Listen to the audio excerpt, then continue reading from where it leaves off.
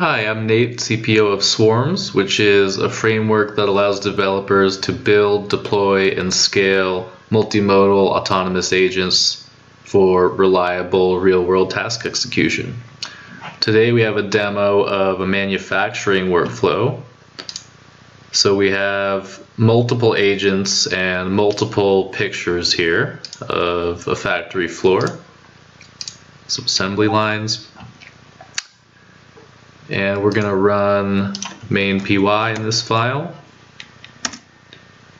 And then multiple agents are going to analyze these pictures and let us know if there's anything wrong with what's in the pics. This is a pretty awesome one. This could really help automate a lot of manufacturing, monitoring, safety. So the first picture has been analyzed. Looks like the cleanliness, ventilation, workstation spacing all looks good to our AI.